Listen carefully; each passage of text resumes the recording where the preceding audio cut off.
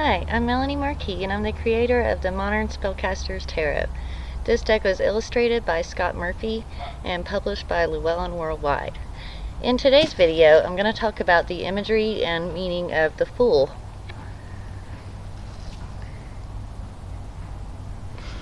But before I get into that, I want to give some acknowledgement to the wonderful artist that executed my visions for this deck. Scott Murphy has also done art for Magic the Gathering, Dungeons and Dragons, a number of very different impressive projects.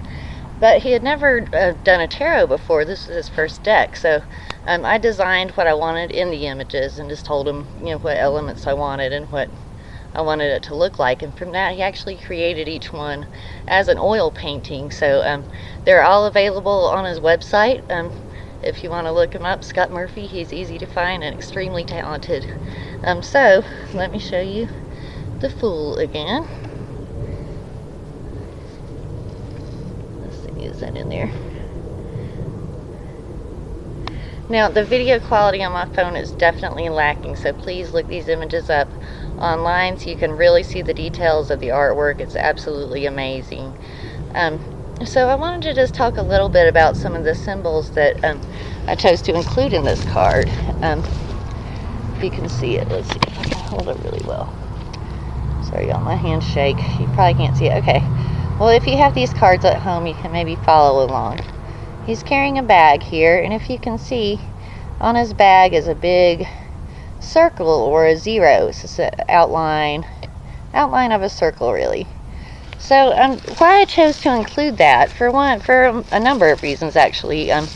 The Fool is the first and or last card of the major arcana, depending on how you look at it. It's either unnumbered or it's numbered as 0 in the deck. So I wanted to honor that tradition, and that's one of the reasons that I included it. I also thought it was very symbolic of, see, he's stepping off a cliff, and we have the sun up here and the moon down here.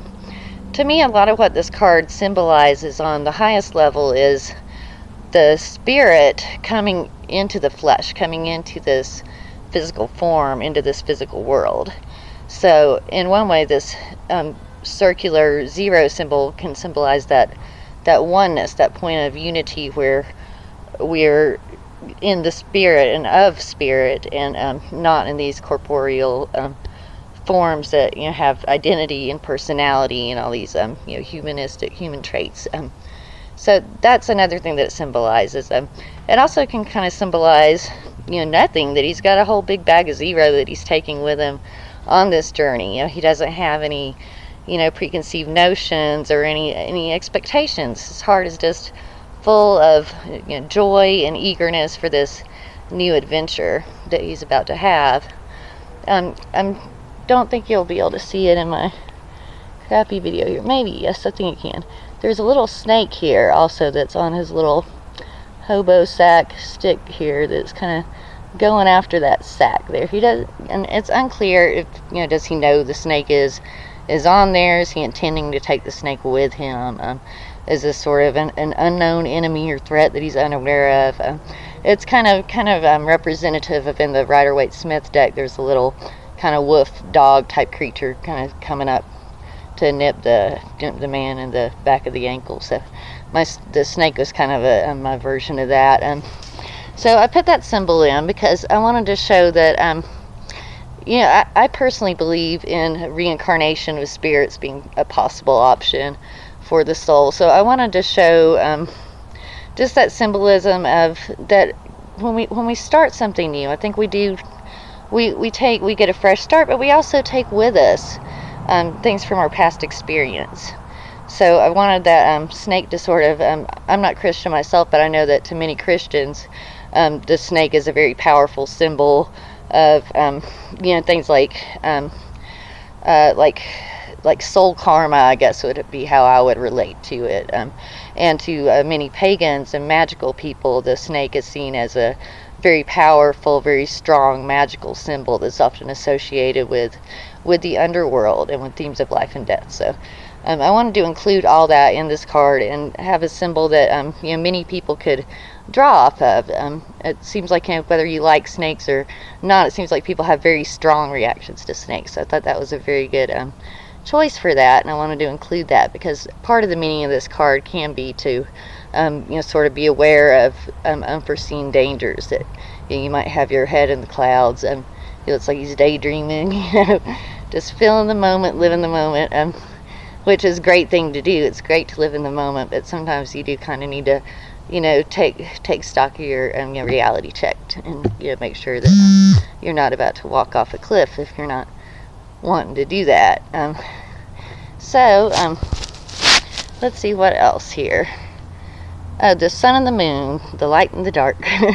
I feel like that's pretty self-evident. I wanted to show again that this Fool card can represent this, taking these bold steps that we don't know where they'll lead, taking a chance type thing. Sometimes you have to take foolish, bold actions, knowing there's risks of failure, not knowing where those steps will lead. But you just need to keep moving forward, and just sometimes you want to just take that plunge and just do something new and different, and that's often into the unknown. Into the unknown is exciting, right? It helps us grow. So I thought the nighttime and darkness was the perfect symbol for that unknown.